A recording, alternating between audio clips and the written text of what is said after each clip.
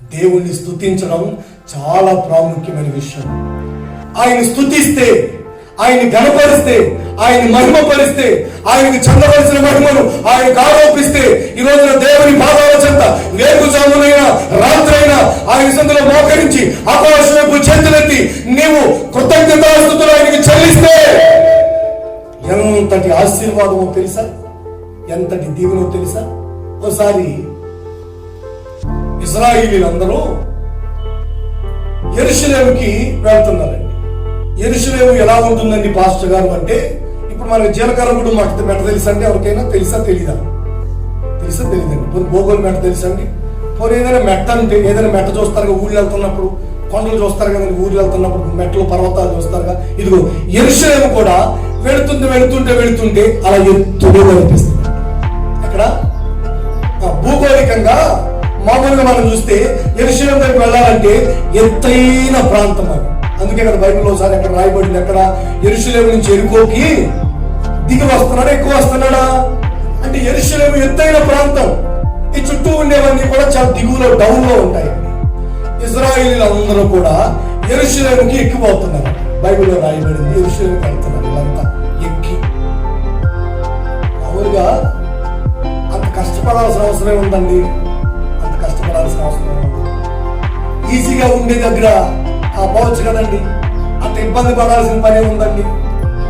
మనకు సరిపోతుంది, మనకు బాగుంది, ఈజీగా ఉంది, మనకు అట్లా ఉంది, ఇట్లా ఉంది, ఇట్లా ఉంది, అట్లా ఉంది అనే చోటకి పోవచ్చు కదా. ఇంత కష్టం కదా ఇప్పుడు, అయినా సరే కష్టమైన ఎత్తైన అక్కడికే పోతున్నారు. ఎవరో ఇశ్రాయేలీయులు అక్కడికే పోతున్నారు. చాలా ఎత్తుగా ఉంది, వద్దులే అని అనుకున్నారండి. సోంబేరు మొక్కలు వేసుకుని అట్లా అనుకున్నారండి? అట్లా అనుకోలేదండి. ఏ పొద్దున్నే పెడితే ఎట్లా తప్ప, మరి ఇంకెప్పుడు పెట్టాలి? పొద్దున్నే పనిలో మరి ఎందుకవు? పొద్దున్నే ఎక్కడికైనా వెళ్ళాలంటే తగలడుతున్నావు అప్పుడు పొద్దున్నే తెగవడతావునే ఎక్కడికైనా పోవాలి అంటే. ఆరాధన అంటే నీకు లోకువా? ఆరాధన అంటే చిన్న విషయం అనుకుంటున్నావా? ప్రార్థన అంటే నియామకపు కోటాలంటే నీకు చిన్న విషయంగా కనిపిస్తుందా? డొక్క చించి డోలు కట్టేస్తాడు ఆయన, వాయించి పాడేస్తాడు. మామూలుగా ఈ రోజున ప్రియ దేవుని ప్రజలారా, యెరూషలేముకి ఎక్కి చెప్పండి, ఏమి ఎక్కడికి పోతున్నారు? ఎక్కిపోతున్నారని బైబిల్లో రాయబడింది. అంటే కష్టమైన సరే ఎక్కడికి పోతున్నారు? యెరూషలేముకి పోతున్నారు. రోజున మన విశ్వాసాన్ని మనం ఎలా పరీక్షించుకోవాలి అంటే, ఇప్పుడు ఇదే ఆరాధన ఇక్కడ ఆపేసి మీరు లింగపాడులో పెడుతున్నాం అంటే ఎంతమంది వస్తారు? నిన్ను నీవు పరీక్షించుకోవాలి, ఎవరో పరీక్షించడం కాదు. పోవాలి అక్కడికి, ఇక్కడికే నీరుగుతో వస్తున్నా, ఇక్కడికే వెళ్ళు వెళ్ళు వెళ్ళు తోస్తే గాని నువ్వు వచ్చి సాగట్లేదు. ఇక్కడికి రావడానికి నీకు పెద్ద ప్రమాణం అయిపోతుంది. ఇక్కడ ఆరాధన ఆపేస్తున్నా, చంద్రపూడి, ధర్మాజుడు, ఆసనుడు, ఈ మూడు చోట్ల తిరగట్లేదు, నాకు వయసు అయిపోయింది, పట్టంతో వచ్చింది, నేను లింగపాలలో పెడతా, మీరు అక్కడ రండి అంటే బయలుదేరి వస్తారా? రాగలుగుతారా? మీ భక్తి ఏమిటో, మీ సమర్పణ ఏమిటో, మీ నమ్మకత్వం ఏమిటో, మీ విశ్వాసం ఏమిటో, మీ అనుబంధం ఏమిటో అప్పుడు తెలుస్తుంది. మనం పరీక్షించుకోవాలంటే ఇలాంటివి ఉండాలి. తీసుకొచ్చి ఒక్కగానే నీకు ఒక్కనే నీ కుమారుని ఇదిగో ఇక్కడ బలి అర్పించేసి అప్పుడు తెలుస్తుందండి నాటకాలు ఏంటో, అప్పుడు అర్థమవుతాయి. ఊరికి నోటి మాటలకి చేతలకి చాలా తేడా ఉంటుందండి. ఇక దేవుని ప్రజలు అప్పుడు అర్థమవుతుందండి. పరీక్షించారా? దేవుడు పరిశోధించాడు. చూడండి అబ్రాహాము గారిని. ఆ రోజున దిగువ నుండే ప్రాంతం కాదు, ఎత్తుగా ఉండే ప్రాంతం. అయినా ఇశ్రాయేలు గోత్రాలన్నీ ఒకటి కాదు, ఒక గోత్రం కాదు, గోత్రములన్నీ కూడా యెరూషలేము దగ్గరికి ఏం చేస్తున్నారు? ఎక్కిపోతున్నారు. 122 కీర్తన తెస్తారా? 122 కీర్తన చూడండి, 2వ వచనం, 3వ చరణం, 2వ చరణం. అది 122 కీర్తన, పేజీ నెంబర్ వచ్చి 520 అండి. 122 కీర్తన 4వ చరణం. ఇశ్రాయేలులకు నియమింపబడిన శాసనమును బట్టి యెహోవా నామములకు కృతజ్ఞతాస్తుతులు చెల్లించుటకై వారి గోత్రములు యెహోవా గోత్రములు అక్కడికి ఎక్కి వెళుతున్నాయి. దేవునికి స్తోత్రం చెప్పండి. హల్లెలూయా. వస్తున్నాయా పోవట్లేదా? ఈ గోత్రాలవి చెప్పండి. ఇశ్రాయేలు గోత్రాలన్నీ పోతున్నాయా లేవా? పోతున్నాయి. గోత్రాలన్నీ పోతున్నాయి. గోత్రం అంటే లక్షల మంది. గోత్రాలన్నీ పోతున్నాయి.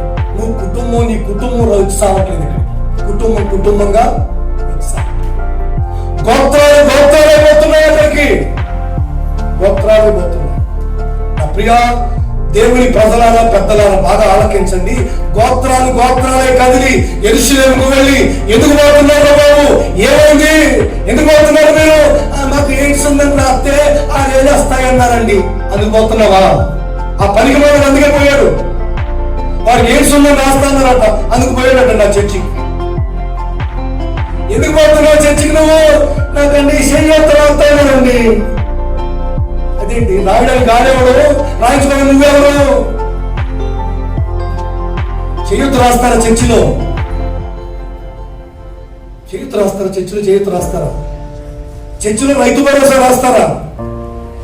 నీ నోట్లో కరెంట్ వైపు పెట్టద్దు అసలు. చర్చిలో రాస్తారండి ఇవన్నీ. అందుకు పోతున్నావు చర్చికి. ఎందుకు పోతున్నారు బాబు మీరంతా? ఎందుకు వెళ్తున్నారు? గోత్రాలు పోతున్నారేంటి? కుటుంబాలు పోతున్నారేంటి? ఏమైంది? బ్యాంకులోను ఒక 4 సంవత్సరాలు కట్టకుండా ఆడికి ఏదో చెప్తానన్నారండి. అందుకు పోతున్నావా? మరి తడిసి మోపడేది ఎప్పుడు? 4 సంవత్సరాలు కట్టకుండా ఆపారు. ఇప్పుడు తడిసి మోపడేది కదా. పరవస్తావు ఇప్పుడు అమ్మి సావాలి కదా, అమ్మలేకర్లేదా? జరుగుతున్న విషయాలు ఇప్పుడు, ఇవన్నీ జరుగుతున్న విషయాలండి ఇప్పుడు. కాబట్టి ఫలానా నీకు తెలియదు అంతే. చూడండి ఎందుకు పోతున్నారు మీరంతా అక్కడికి? కుటుంబాలుగా ఎగేసుకుని పోతున్నారేంటి?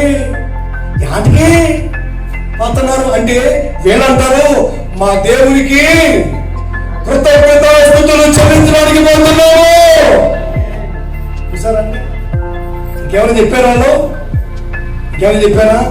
కాలు మధ్య తెస్తుంటే రావట్లేదండి ఇలాగా, అందుకని అవుతోడని రాయిస్తానన్నారండి మా అమ్మగారు. అవుతోడని రాయిస్తానందా?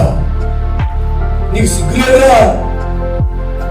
కాలు ఏదో కదా వాతం మీద నరం లాగుతుంది, అందుకని అవుతోడని రాయి చేసుకుంటాడంట. ఎంత విచిత్రమైన విషయాలు చూడండి. ఇవన్నీ సత్యాలండి, వాస్తవాలు. వింటుంటే మీకు ఎంత ఆశ్చర్యంగా అనిపిస్తుంది. మరి అవన్నీ చదువుతున్నప్పుడు, నాకు తెలుస్తున్నప్పుడు ఎంత విచిత్రంగా ఉంటుంది. చెవు వినబడదు.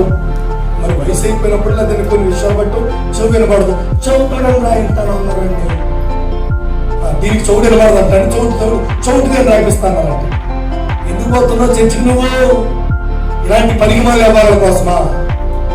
ఇలాంటి వ్యవహారాల కోసమా ఎందుకు పోయేది? ఇశ్రాయేలులారా, దేవుని గోత్రాలను పిలువబడుతున్నటువంటి 12 గోత్రములారా, మీరు ఎందుకు పోతున్నారు? మేమండి మా దేవదేవునికి మనసారా హృదయపూర్వకంగా కృతజ్ఞతాస్తుతులు చెల్లించడానికి కష్టమైన ఎత్తులో ఉన్న ఎక్కి వెళ్తున్నాం. అందుకు పోతున్నామండి. ఓకే, మీరు చెప్పే ఈ పనికి మాలని ఇలాంటి వ్యవహారాల కోసం కాదండి, దేవుణ్ణి స్తుతించేదానికి పోతున్నారు. యెహోవాను గణపరచడానికి అంత పెద్ద విషయమా ఏంటది? ఆయన్ని స్తుతించడం, ఆయన్ని గణపరచడం, కృతజ్ఞతాస్తుతులు ఆయనకి చెల్లించడం అంత పెద్ద విషయమా? అవును, అంత పెద్ద విషయం కనుకనే గోత్రాలన్నీ కదిలాయి. ఎత్తైన వెళ్తున్నాయి లేదా? ఎత్తైన వెళ్తున్నాయి. ఇంతకీ ఏంటండి? ఆయన్ని స్తుతిస్తే ఏం జరుగుతుంది? ఆయన గణపరిస్తే ఏం జరుగుతుంది? ఇంకా చదువుతారా? ఎందుకు పోతున్నా గోత్రాలన్నీ అక్కడికి ఎందుకు పోతున్నాయి అంటే, అచ్చట 5వ వచనం, అచ్చట న్యాయము తీర్చుటకై సింహాసనములు, దావీదు వంశీయుల సింహాసనములు స్థాపించబడి ఉన్నాయి. ఒకసారి 2 చేతుల దేవుని స్తోత్రం చెప్పండి. గట్టిగా చెప్పాలి. హల్లెలూయా. ఎందుకు వీళ్ళంతా పోతున్నారండి? దేవుని ఎందుకు స్తుతించాలి అండి? యెహోవాను ఈ రోజున మనపూర్వకంగా, హృదయపూర్వకంగా ఆయనకి కృతజ్ఞతాస్తుతులు ఎందుకు చెల్లించాలండి? చెల్లిస్తే ఏం జరుగుతుందండి? పాస్టర్ గారు ఏం జరుగుద్దండి అంటే చెరసాల పునాదులు ప్రాంతాలయ్యాయన్న సంగతి మనకి ఆల్రెడీ తెలుసు, విన్నాం.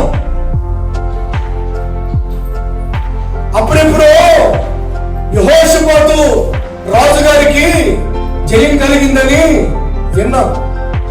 మరి వీళ్ళందరూ ఎందుకు పోతున్నారంటే యెహోవాను స్తుతిస్తే చూడండి ఆయనకు కృతజ్ఞతాస్తుతులు చెల్లించగలిగితే ఏం జరుగుతుందో తెలుసా?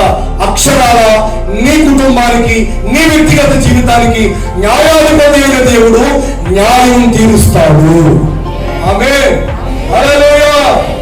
నాకు అన్యాయం జరుగుతుంది, నా కాపురానికి అన్యాయం జరుగుతుంది, నా సంసారానికి అన్యాయం జరుగుతుంది, నా వ్యాపారానికి అన్యాయం జరుగుతుంది, నాకు అన్యాయం చేస్తున్నారు, నాకు న్యాయం తీర్చట్లేదు, నాకు న్యాయం జరగట్లేదు, నాకు న్యాయం చెప్పేవారు లేరు, నా విషయంలో పట్టించుకునేవారు లేరు, ఎంత అన్యాయం అయిపోతున్నారు. నేను, నా కుటుంబం, నా పిల్లలు ఇలా అన్యాయానికి గురవుతున్నాం. న్యాయం అనేది ఊర్లో లేదు, పెద్దలో లేదు, నాయకులే లేదు, అసలు న్యాయం చెప్పేవాడే లేదా అని బాధపడే వాళ్ళు చాలా మందిని చూసాము. కొన్నిసార్లు ఇదే బాధ నీవు కూడా పడున్నావు. అయితే లేఖన భాగాలు చెబుతాయి, న్యాయం జరగాలి అంటే నీ వ్యక్తిగత జీవితంలో, నీ కుటుంబానికి, ఉద్యోగం, వ్యాపారం, వ్యవసాయం, భర్త విషయంలో, భార్య విషయంలో, పిల్లల విషయంలో, సరిహద్దుల విషయంలో, శత్రువుల విషయంలో, ఈరోజు అన్ని కోణాల్లో నీకు రావాల్సిన పరిశ్రమ విషయంలో, అన్ని కోణాల్లో దేవుడు నీకు న్యాయం చేయాలి అంటే, న్యాయం జరగాలి అంటే నీవు చేయాల్సింది ఏంటో తెలుసా? దేవదేవునికి కృతజ్ఞతాస్తుతులు చెల్లించగలిగితే, ఎక్కడైతే కృతజ్ఞతాస్తుతులు చెల్లించబడుతున్నాయో అక్కడ న్యాయం తీర్చేదానికి దేవుడు దిగి వస్తాడు. ఆమేన్, హల్లెలూయా. న్యాయం జరుగుతుంది. అన్యాయం చేసేస్తున్నారు అంటున్నావు కదా, అన్యాయం జరిగిపోతుంది అంటున్నావు కదా, న్యాయం లేదండి అంటున్నావు కదా. న్యాయం ఉంది. ఎక్కడ ఉందంటే స్తుతి ఉన్న చోట న్యాయం జరుగుతుంది. కృతజ్ఞతాస్తుతులు ఉన్న చోట న్యాయం తీర్చడానికి దావీదు వంశీయుల సింహాసనం స్థాపించబడింది. నువ్వు అది గుర్తెరగాలి. నీకు, నీ కుటుంబానికి, నువ్వు పడుతున్న వేదనకి, నువ్వు అనుభవిస్తున్న శ్రమలకు, నువ్వు అనుభవిస్తున్న నిందలకు, నువ్వు వెంటాడుతున్నటువంటి పలు రకాలైనటువంటి మొండి సమస్యల మధ్యలో నీకు న్యాయం జరగడానికి, న్యాయం తీర్చడానికి ఆయన సిద్ధంగానే ఉన్నాడు. నీవు చేయాల్సింది ఏంటంటే దేవుని పాదాల చెంత మోకరించి, నిలబడి, కూర్చుని ఆయన నామాన్ని ఏం చేయాలా? స్తుతించి గణపరచాలి. ఎవరైతే కృతజ్ఞతాస్తుతులు దేవునికి చెల్లిస్తారో వీళ్ళంతా ఊరికినే పోతున్నారండి. అక్కడికి గుంపులుగా, గోత్రాలు ఎందుకు పోతున్నారండి బాబు అంటే అక్కడ న్యాయం జరుగుతుంది. ఆమేన్, అక్కడ న్యాయం జరుగుతుంది. అందుకనే పోయి దేవుణ్ణి స్తుతిస్తున్నారు.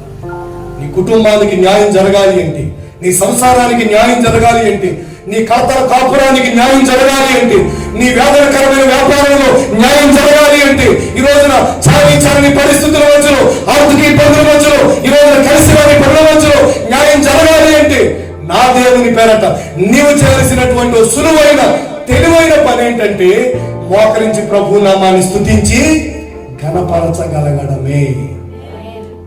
అందుకు పోతున్నారంట. ఎందుకు పోతున్నారా బాబు? గోత్రాలని అంత కష్టమైన పొద్దున్నే ఇది ఆటోలెక్కి, బళ్ళెక్కి ఎందుకు అంత కష్టమైనరా బాబు అంటే న్యాయం ఉంది అక్కడ. ఎక్కడ? స్తుతి ఉన్న చోట. కనుక నీ వ్యక్తిగత జీవితానికి, నీ కుటుంబానికి ఈ రోజున ఎవరెవరు అన్యాయం చేసేస్తున్నారు, ఎవరెవరు గూడు పుటాన్ని చేసి అన్యాయానికి నన్ను గురి చేస్తున్నారు, నాకు న్యాయం లేకుండా చేస్తున్నారు అని నువ్వు బాధపడడం మానేసి యెహోవా సన్నిధానంలో నీవు కృతజ్ఞతాస్తుతులు చెల్లించడం ప్రారంభిస్తే నా దేవుడు న్యాయాధిపతిగా నీ పక్షముగా న్యాయం తీర్చబోతున్నాడు. ఆమేన్, హల్లెలూయా. కృతజ్ఞతాస్తుతులు చెల్లిస్తే మేలండి, న్యాయం జరుగుతుంది. ఎవరు అన్యాయం చేద్దామనుకున్నా, ఎవరు నీ జీవితాన్ని నాశనం చేసేయాలనుకున్నా, ఎవరు నీ సంతోషాన్ని పాడు చేసేయాలి అనుకున్నా, ఎవరు నీకు దక్కాల్సింది దక్కకుండా వారు మింగేయాలి అనుకున్నా, దేవుడు చూస్తూ న్యాయాధిపతి, ఆయన న్యాయాధిపతిగా నీకు న్యాయం తీర్చాలి అంటే ఇదిగో ఇశ్రాయేలు గోత్రములు చేసినట్లుగా నీవు కూడా ఆయనకు ఏం చెల్లించాలి? కృతజ్ఞతాస్తుతులు. రెండవదిగా మరో మాట కూడా చెప్తాను మీకు. స్తుతిస్తే ఏం జరుగుతుందండి? యోహాను సువార్త 6వ అధ్యాయంలోని 11వ వాక్యం చేస్తారండి. యేసు ఆ రొట్టెను పట్టుకుని కృతజ్ఞతాస్తుతులు చెల్లించి కూర్చున్న వారికి వడ్డించాడు. యేసు ప్రభు వారు వాక్యం చెబుతున్నప్పుడు ఇంచుమించుగా వాళ్ళు 3 రోజులు ఉండిపోయారట. ఎక్కడికైనా పోయారా చెప్పండి? గ్యాస్ ట్యాబ్లెట్లు వేసుకురావాలని పోయారండి? 3 రోజుల పాటు అక్కడే వాక్యం విన్న తర్వాత వాళ్ళ ఊరిని పంపించకుండా స్థలం పెట్టి పంపించాలనుకున్నప్పుడు తీరా ఎంక్వైరీ చేస్తే కొన్ని రొట్టెలు మాత్రమే, 5 రొట్టెలు 2 చిన్న చేపలు, 7 రొట్టెలు 8 చేపలు ఉన్నాయి మొత్తం మీద. అప్పుడు యేసు ప్రభు ఏం చేశాడు? వాటిని ఏం చేశాడండి చెప్పండి? వాటిని పట్టుకుని కృతజ్ఞతాస్తుతులు చెల్లించి విరిచి వారికి పట్టించాడు. ఇది బాగా గమనించాలి. అంటే చాలా మందికి ఏంటండి పొద్దున్నే స్తుతులు, స్తోత్రం ఈ స్తోత్ర ప్రార్థన ఏంటండి అంటే బైబిల్ చెబుతుంది అది స్తుతి నైవేద్యము అని. దేవుడికి చెప్పండి స్తుతి నైవేద్యం. ఉదయాన్నే పొద్దున్నే లేచి స్నానం చేసి సూర్య నమస్కారం చేస్తారు. చూసారు ఎవరినన్నా? చూసారు చూడలేదా? సూర్య నమస్కారం చేస్తారు. పొద్దున్నే లేచి అక్కడ ఉన్నటువంటి పటాలకి ఫోటోలకి అక్కడ తిరిగించి సాంబ్రాన్ని వెలిగించి 1 గంట వాయిస్తారండి. పొద్దున్నే నైవేద్యం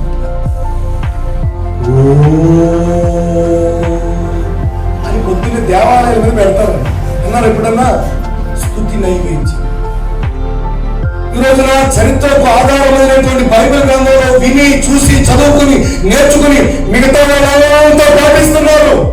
బైబిల్ చేత పట్టుకున్న వారు మాత్రం వదిలిపెట్టేశారు. ఉదయాన్నే రేపుజామునే సుప్రభాతం పెట్టి దేవాలయం మీద వాళ్ళు చాలా ఆనందపడుతున్నారు.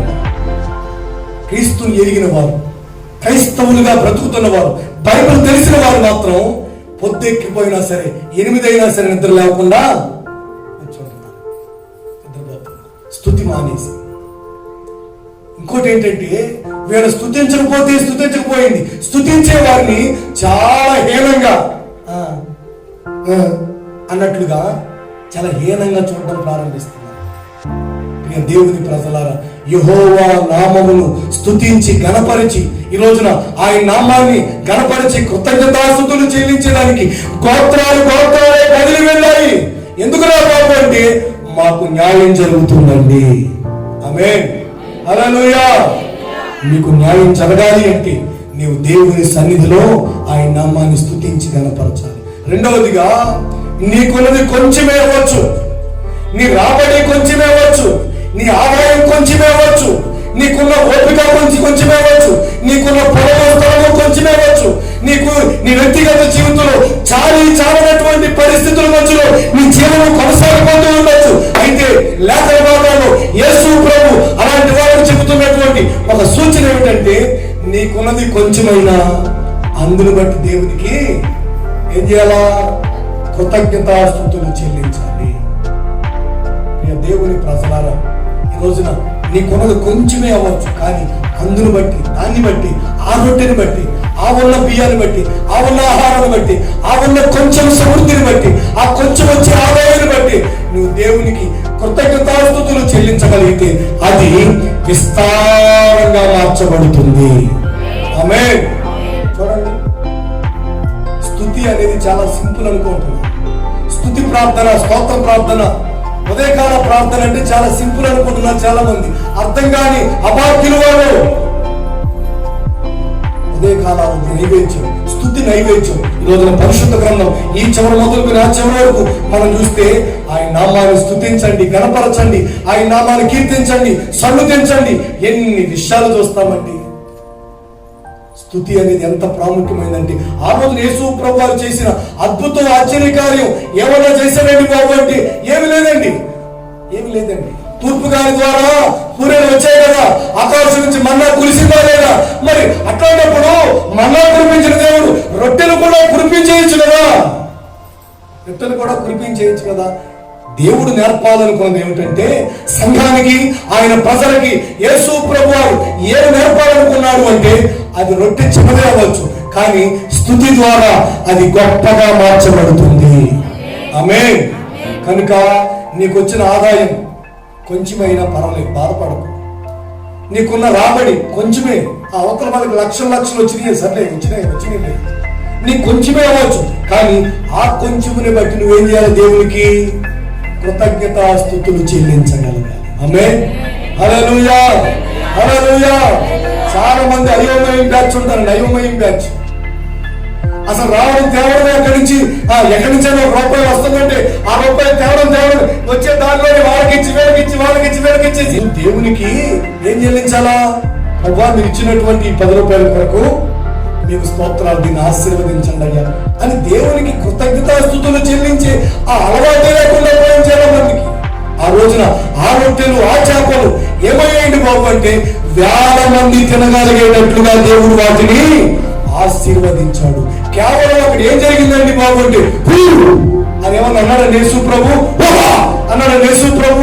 ఏమలేదండి, ఏం చేశాడు ఆయన? కృతజ్ఞతాస్తుతులు చెల్లించాడు. ఇది ఏం చెబుతుంది మాట? ఇది ఏం సూచన అండి? యేసు ప్రభు సంఘానికి ఏం నేర్పాలనుకుంటున్నాడు తెలుసా?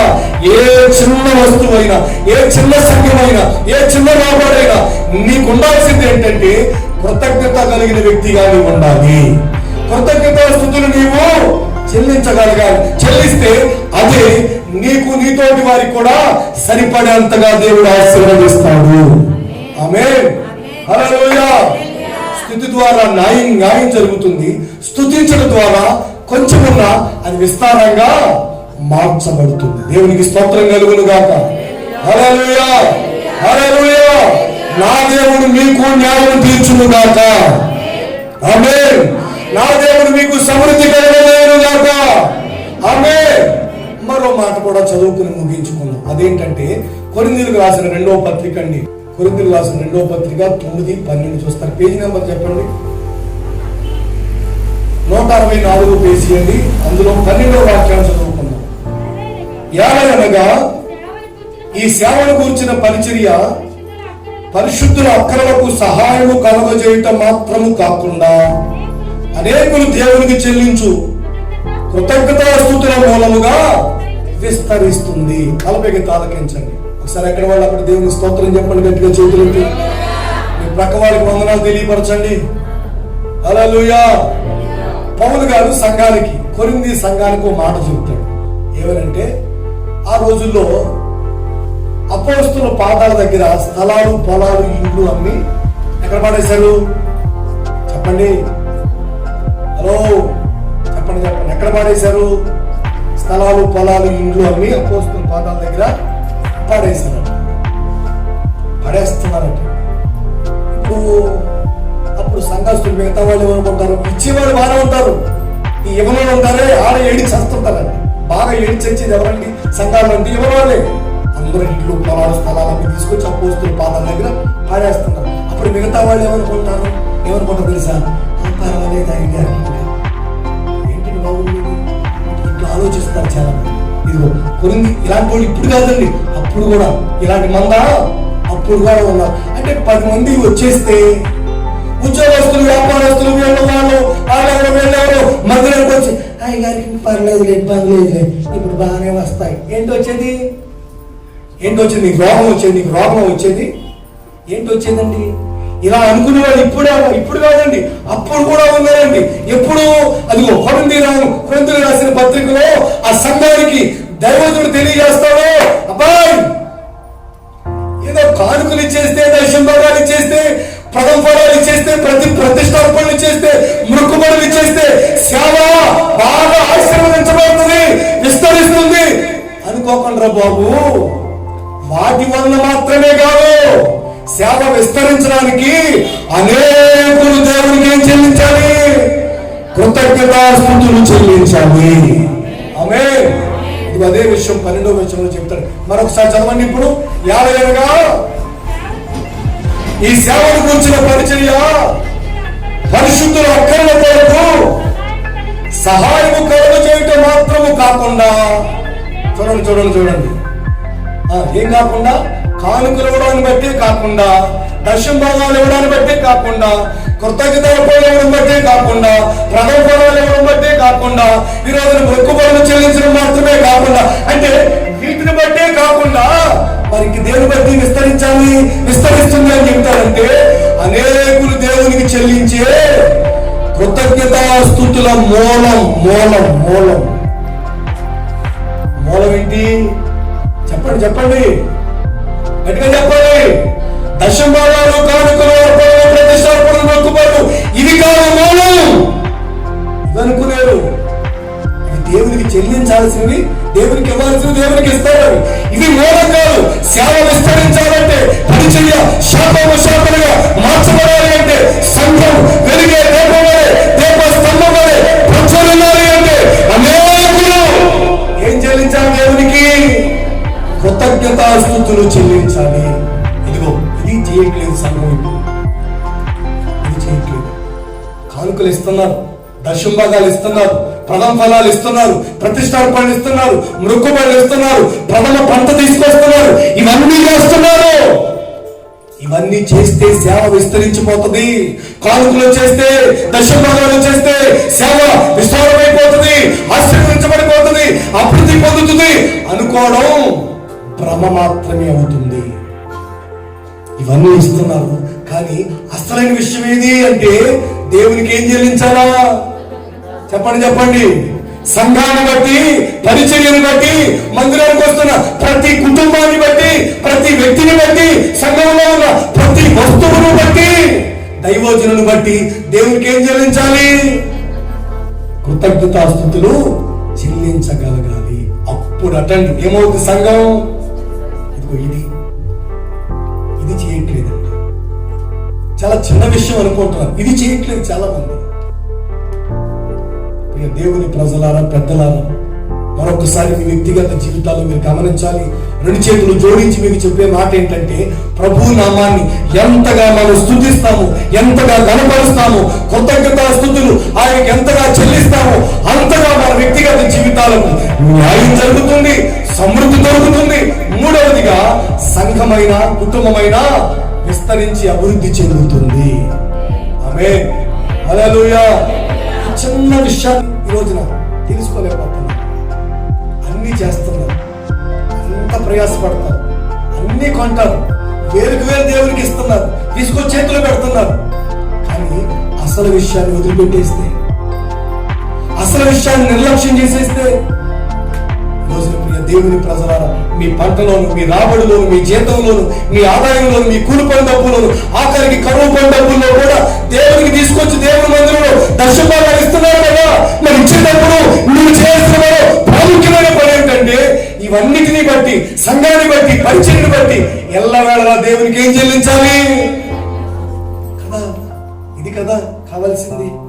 దేవునికి ఇంకా ఇష్టమైంది, ప్రీతికరమైంది ఇది కదండి. ఆ రోజుల్లో సంఘం ఎలా డెవలప్ అవుతుంది, ఎలా అభివృద్ధి చెందుతుంది అంటే, సంఘానికి చాలా చక్కటి వివరిస్తాడు పౌలు గారు. అరే బాబు, సహాయం చేయడం మాత్రమే దానివల్ల అయిపోతుంది అనుకునేరు. వచ్చే కానుకల వల్లే, దశంభాగాల వల్ల సంఘం విస్తరించిపోతుంది అనుకోకండి బాబు. వాటి వల్ల మాత్రమే కాదు, అనేకులు దేవునికి చెల్లించే కృతజ్ఞతాస్తుతుల మూలముగా సంఘం విరాజిల్లుతుంది అని చెప్తాడండి. కనుక దేవుని ప్రజలారా, మీ వ్యక్తిగత జీవితాల్లో పెద్దలు ఉన్నారు, చిన్నలు ఉన్నారు. ఈ రోజున దేవుని పేరట మీరు చేయాల్సింది ఏంటంటే, అన్ని విషయాలు తెస్సలోనికీయుల పత్రిక ఒకసారి తెస్తారా? 5:8 చూడండి. తెస్సలోనికీయుల మొదటి పత్రిక అనుకుంటా. ఎఫెసీ పత్రిక తీయండి ఒకసారి. ఎఫెసీ 1:16 మీ విషయమై మానక. ఎవరి గురించి, ఎవరి విషయంలో? పౌలు గారు అంటాడు ఎఫెసీ సంఘాన్ని గుర్తి చూడండి. హల్లెలూయా. ఎఫెసీ సంఘంతో అంటాడు, ఇగో మీ విషయమై నేను కృతజ్ఞతాస్తుతులు చెల్లించుట మానడం లేదు.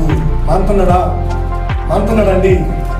అదేంటండి, మీ గురించి ప్రార్థన చేస్తున్నా, అలాగే ప్రార్థన చేస్తాను అంటున్నాడా?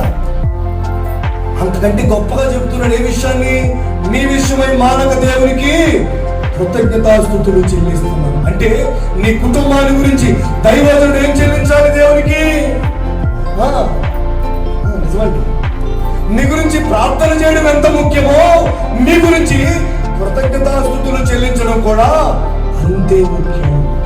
మీ కొరకు, మీ కుటుంబాల కొరకు, ఈ రోజున మీ కుటుంబంలోని ప్రతి వ్యక్తి కొరకు దేవునికి మేము మానక ఏం చెల్లించాలి ప్రభువా అని మీ కొరకు దేవునికి స్తుతి చెల్లించాలి. ఆమేన్.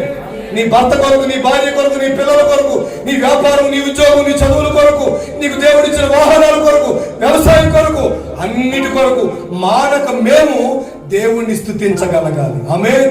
అలా మేము దేవుణ్ణి స్తుతిస్తేనే మీ కుటుంబాలకు ఆశీర్వాదం. అంటాడు ఆయన ఎఫెసీ సంఘంతో, సహోదరులారా మీ విషయమై మానక నా దేవునికి నేను కృతజ్ఞతాస్తుతులు చెల్లిస్తున్నాను. ఎందుకండి స్తుతించాలా? మీకు క్షేమము కలగాలి అంటే, మీకు ప్రాకారంగా మీ రోజు దేవుని కాపుదల కలగాలి అంటే మీ కొరకు మేము దేవుణ్ణి స్తుతించాలి. ప్రతి విషయంలో కూడా దేవునికి ఏం చేయాలా? కృతజ్ఞతాస్తుతులు చెల్లించాలి. తెస్సలోనికీయులకు రాసిన మొదటి పత్రిక 1వ అధ్యాయం 3వ వచనం చివరగా చదివితే సరిపోతుంది. మీ అందరి నిమిత్తము ఉందా లేదా? అక్కడ మాట ఉందా అండి? చివరిలో ఉందా మాట? మీ అందరి నిమిత్తము ఎల్లప్పుడూ దేవునికి కృతజ్ఞతాస్తుతులు. కొరింథీయులకు రాసిన మొదటి పత్రిక 1వ అధ్యాయం 4వ వాక్యం. క్రీస్తు యేసునందు మీకు అనుగ్రహింపబడిన దేవుని కృపను చూసి మీ విషయమై నా దేవునికి ఎల్లప్పుడూ కృతజ్ఞతాస్తుతులు. ఇలా చాలా చోట్ల బైబిల్లో రాయబడిన మాట ఏంటంటే, పౌలు గారు అంటాడు కొరింథీ సంఘాన్ని బట్టి దేవునికి స్తోత్రం కలుగును గాక, ఎఫెసీ సంఘాన్ని బట్టి దేవునికి స్తోత్రం కలుగును గాక, కొలస్సీ సంఘాన్ని బట్టి దేవునికి స్తోత్రం కలుగును గాక, గలతీ సంఘాన్ని బట్టి దేవునికి స్తోత్రం కలుగును గాక. ఇదే పనండి, ఇదే పని. మనం చేసేదంతా ఇప్పుడు గుర్తొస్తుంది చాలా మంది, ఇప్పుడు అర్థమవుతుందండి ఏం చేసాం మనం, ఎంతకాలం ఏం చేస్తున్నాం. చూడండి, ప్రతి సంఘానికి ఏం చెప్తారంటే, మిమ్మల్ని బట్టి దేవునికి నేను ఏం చేస్తున్నాను? కృతజ్ఞతాస్తుతులు చెల్లిస్తున్నాను. చెల్లించాలి అంటే ఈ రోజున మిమ్మల్ని బట్టి మేము దేవునికి కృతజ్ఞతాస్తుతులు చెల్లించాలి. మమ్మల్ని బట్టి మీరేం చెల్లించాలి? ఏం చెల్లించాలి దేవునికి? మమ్మల్ని బట్టి ఏం చెల్లించాలి? ఇదిగో వాయిద్యాలు వాయించే వాళ్ళని బట్టి ఏం చెల్లించాలి? మైకులు పెట్టే వాళ్ళని బట్టి ఏం చెల్లించాలి? ఈ రోజు పరిచర్యలో ప్రయాసపడే వారిని బట్టి, యవనస్తుని బట్టి, చిన్నవారిని బట్టి, పెద్దవారిని బట్టి ఏం చెల్లించాలి దేవునికి? చెల్లిస్తున్నావా? ఏడుస్తా ఉన్నావా? సనుక్కుంటా ఉన్న వాళ్ళ గురించి కొంతమందికి ఇదే పని. పాడుతున్నారనుకోండి, ప్రభువా పాటలు పాడే బిడ్డలు ఇచ్చారయ్యా, మీకు స్తోత్రం కలుగును కాక అయ్యా అని అంటావా? నీ నోరు పడిపోతాకి అలా అంటావా? అంటావు ఆకే ఇస్తున్నారు మరి ఇంకెవరికి ఇవ్వాలా? పాడేవాడికి ఇవ్వకపోతే మరి ఇంకెవరికి ఇవ్వాలా చెప్పండి? ఆమె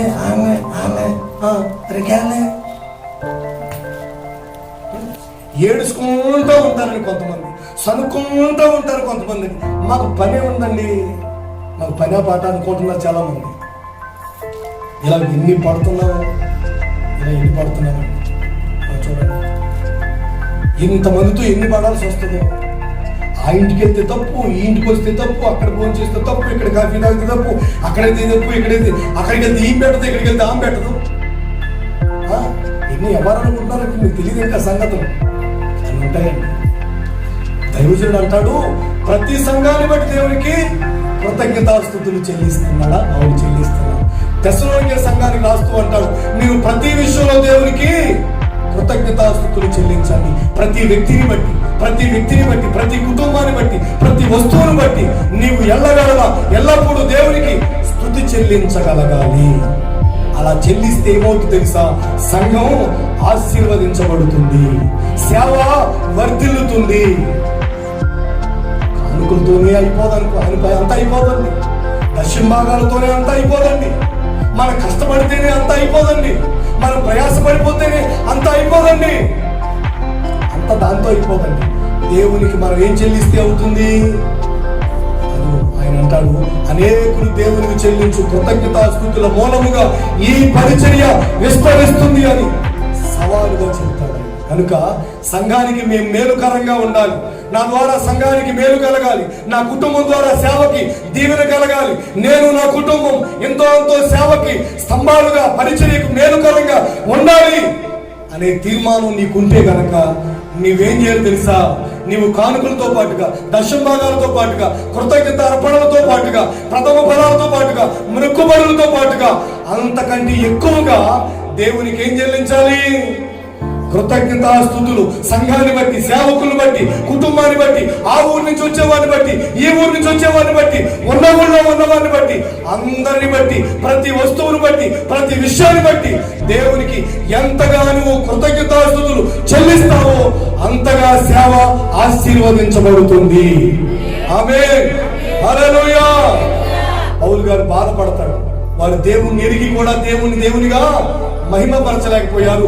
ఆయనకి కృతజ్ఞతాస్తుతులు చెల్లించలేదు, కానీ మిగతా వ్యవహారాలన్నీ పెట్టుకుని తెచ్చారంటాడు వాళ్ళు.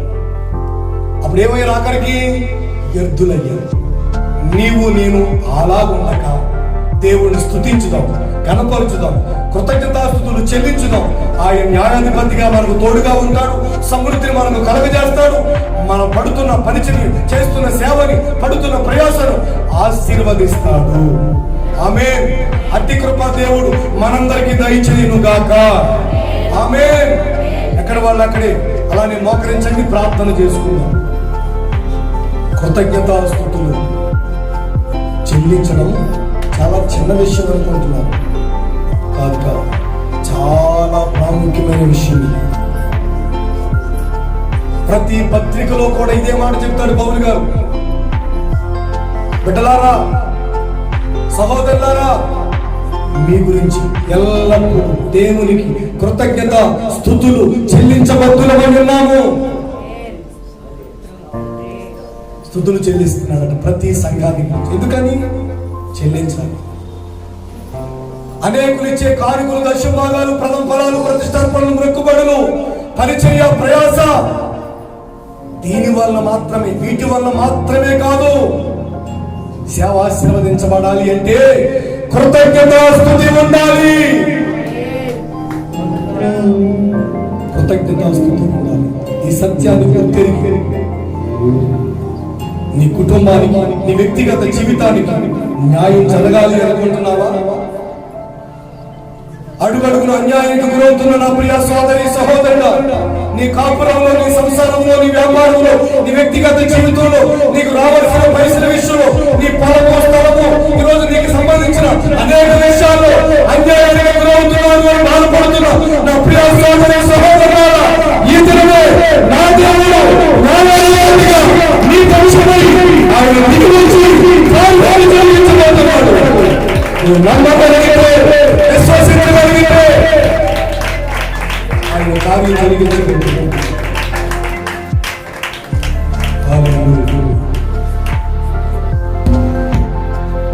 నీకున్నది కొంచెమే అని బాధపడుతున్నావు. లేదు, బాధపడుతున్నావు. నీ ఆదాయం, నీ రాబడి, నీ జీతం నీకు వచ్చేది కొంచెమే అని బాధపడుతున్నావు. లేదు, దాన్ని పట్టుకుని దేవునికి స్తోత్రాలు చెప్పాలి. దాన్ని రెండు చేతుల మధ్యలో పెట్టి, ప్రభువా ఇది ఇచ్చినందుకు నీకు స్తోత్రాలు అయ్యాలి. దేవునికి కృతజ్ఞతాస్తుతులు చెల్లించి చూడు. కృతజ్ఞతాస్తుతులు చెల్లించి చూడు. ఎంత ఆశీర్వాదం వస్తుందో, అవి ఎంత సమృద్ధిగా మారిపోతాయో, ఎంత విస్తారమైపోతాయో. మూడవదిగా సేవ ఆశీర్వదించబడాలి, సంఘం దీవించబడాలి, పరిచర్య విస్తరించాలి, ఇంకా సేవ విశాలపరచబడాలి అని కోరుకుంటున్నావా? అని ఆశపడుతున్నారా? అలా ఆశపడేవారైతే మీరు కానుకలు ఇస్తున్నారే, దశంభాగాలు ఇస్తున్నారే, కృతజ్ఞత అర్పణ ఇస్తున్నారే, ప్రథమ ఫలాలు ఇస్తున్నారే, మొక్కుబడులు చెల్లిస్తున్నారే, అదిగో వాటితో పాటుగా దేవునికి కృతజ్ఞతాస్తుతులు కూడా చెల్లించాలి. అవి చాలా ప్రాముఖ్యం. కానుకలు, దశంభాగాల కంటే, ప్రథమ ఫలాల కంటే, మొక్కుబడుల కంటే కృతజ్ఞతాస్తుతులు చాలా ముఖ్యము. చాలా ప్రాముఖ్యమైనది. నిర్లక్ష్యానికి పనికిరాదు, అశ్రద్ధనికి పనికిరాదు. అది శాపానికి దారి తీస్తుంది. స్తుతి చెల్లించడమే కదా నిర్లక్ష్యం. ఆరాధన వెళ్ళిపోతున్నారు కదా, కానుకలు ఇచ్చేస్తున్నారు కదా, దశంభాగాలు ఇచ్చేస్తున్నారు కదా, పరిచయం చేస్తున్నారు కదా, ప్రయాసపడుతున్నారు కదా అనుకుని నీవు దేవుణ్ణి స్తుతించడం మర్చిపోతే అంతకు మించిన శాపం ఏముంది? నా ప్రియ సోదరి సహోదరులారా, పెద్దలారా, మరొకసారి మీ తీర్మానం స్థిరపరచుకోండి. మరొకసారి ఈ తీర్మానాన్ని స్థిరపరచుకోండి. యెహోవాను స్తుతించేవారు నిశ్చయంగా న్యాయాన్ని అనుభవిస్తారు. యెహోవాను స్తుతించేవారు సమృద్ధి పొందుకుంటారు. యెహోవాను స్తుతించేవారు కరుణార సేవను ఆశీర్వదించబడుతూ చూస్తారు.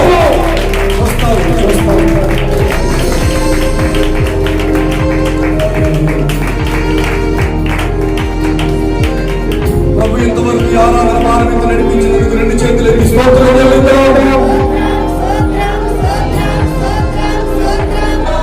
ఆశీర్వాదాలు ప్రార్థన చేస్తారు. జీవాధిపతి తండ్రి, మహోన్నతుడా, మీకు వందనాలు స్తోత్రాలు చెల్లిస్తున్నాను ప్రభావ. మీకు స్తోత్రాలు తండ్రి. గడిచిన కాలం అంతా తండ్రి మీ బిడ్డలైన మమ్మల్ని ప్రభావ మీ కృపలో భద్రపరిచిన తండ్రి అయ్యా నీకు స్తోత్రాలు ప్రభావ. ఈ కోటాలు ఆదివారపు రోజున ప్రభావ అయ్యా మమ్మల్ని అందరూ సమకూర్చిన తండ్రి నీకు స్తోత్రాలు ప్రభావ. మీ పాత సన్నిధులు నా తండ్రి మమ్మల్ని సమకూర్చి మరొకసారి ప్రభావ మీరు మాతో మాట్లాడిన ప్రతి మాట కొరకు స్తోత్రాలు చెల్లిస్తున్నాను అయ్యా. అయ్యా మీకు స్తోత్రాలు ప్రభావ. అయ్యా మీరు చూపించే వరకు ఉన్నాను ప్రభావ. అయ్యి వ్యక్తమైన నా తండ్రి మిమ్మల్ని దేవుని గారికి ప్రభావ. అయ్యా మిమ్మల్ని దేవుని గారికి మరి అర్థం కాకుండా ప్రభావ నా తండ్రి మీకు చూపించే వరకు ఉంచాను నా తండ్రి. నీకు 4 స్తోత్రాలు చెల్లిస్తున్నాను. జీవాధిపతి నా తండ్రి నా ప్రతి వరకు వర్తమాన ప్రభావ వాక్యం తండ్రి వారి గుండెలో వేలుగట్టి బలుపు చేయండి ప్రభావ. నీకు వందనాలు తండ్రి. అయ్యా వారి తీర్మానాన్ని ప్రభావ ఇప్పుడే స్థిరపరచండి అయ్యా. అయ్యా వారి తీర్మానాన్ని బలపరచండి ప్రభావ. అయ్యా మీరు చూపించే వరకు ఉంచండి. ఈ సంఘవిస్తారు ప్రభావ, సేవిస్తారు తండ్రి. అయ్యా నూతన సేవకులు అనుగ్రహించాలి ప్రభావ. నీకు వందనాలు చెల్లిస్తున్నాను అయినా. అయ్యా సేవ ప్రభావ అయ్యా సేవకు చదివిస్తానంటే అయ్యా మేము ప్రభావ అయ్యా కాంగ్రించి చేయమని కూర్చున్నాం. కాదని మీరు చెప్పారయ్యా, ఖచ్చితంగా చెప్పారయ్యా, తెలుసుకొని చెప్పారయ్యా, తెలుసుకొని చెప్పారయ్యా. ఆయన ఇవన్నీ ఎన్న ప్రతి ఒక్క వాక్యం ప్రభావ ప్రతి వర్తమానం తండ్రి నా గుండెల్లో ప్రభావ నీళ్ళు గడ్డి చేయండి. వాక్యాన్ని సరే ప్రతి ఒక్కరిని ప్రభావ నడిపించమని కోరుకుంటున్నాను. ఆయన నీ వందనాలు చెల్లిస్తున్నాను ప్రభావ. దేవా నీ వందనాలు చెల్లి అయ్యా. మరొకసారి ప్రభు మీరు మాతో మాట్లాడారు ప్రభావ. మీరే స్వయంగా వచ్చి మాతో మాట్లాడారు ప్రభావ. మీ ధనదాసుని కూడా తండ్రి మీ సులువు చేత మరొక పోల్చుకుని ప్రభావ నాతో మాతో మాట్లాడిన ప్రతి మాట కొరకు మీకు వందనాలు చెల్లిస్తూ అదే కాలేశాన్ని ప్రభావ మీ కృప అందరి ఎడల ప్రభావ విస్తారంగా చూపరయ్యా. ప్రతి వందనాలు చెల్లిస్తున్న ప్రభావ. అయ్యా రోజు ప్రతి ఒక్కరు మీరు జ్ఞాపకం చేసుకోండి. ఏ సమస్యతో వచ్చిన్నారో అయ్యా మీకు తెలుసు అయినా అయ్యా వారి తండ్రి సావని పరిస్థితుల్లో ఉన్నారేమో అయ్యా వారిని జ్ఞాపకం చేసుకోనండి. వారి కుటుంబంలో సమృద్ధి కలుగుదండి. మా కుటుంబంలో ప్రభావ సమృద్ధిని స్థాపించిన తండ్రి అయ్యా మీ నామానికి మహిమకరంగా మీ నామానికి మా తండ్రి కాదుగా ప్రభావ మీరు జీవించాలయ్యా. ఈ కుటుంబ కాలం ప్రభావ అయ్యా దేనికి లోటు లేకుండా ప్రభావ జీవించాలి. చంద్రులకు చేయాలి. ప్రతి కృపా భాగ్యం మాకందరికి దయచేయమని ఇప్పుడు వచ్చి ప్రతి ఒక్కరిని పేరు పేరున మీరు ఆశీర్వదించమని కోరుకుంటున్నాను. యేసు నామములో అడుగుతున్నాను తండ్రి. ఆమేన్. ఆమేన్. మన తండ్రి దేవుని ప్రేమ, కుమారుని యేసుక్రీస్తు వారి కృప, పరిశుద్ధాత్మ దేవుని సన్నిధి సహవాసం ఇప్పుడు ఎల్లప్పుడూ సకల పరిశుద్ధులకు ఈ ఆరాధనలో పాల్పొందిన ప్రతి వారికి వారి కుటుంబాలకు ఆయన కృపా సమాధానములు సదాకాలం తోడై ఉండి ఆశీర్వదించి నెమ్మది సమృద్ధి న్యాయము తీర్చి కృపలో దేవుడు వర్ధిల్ల చేసి నడిపించును గాక. ఆమేన్. చెబుతామని చేతులెత్తి హల్లెలూయా, హల్లెలూయా. రెండు చేతులెత్తి చెబుతాం హల్లెలూయా. అందరికి మరొకసారి పేరు పేరున అందరికి వందనాలు.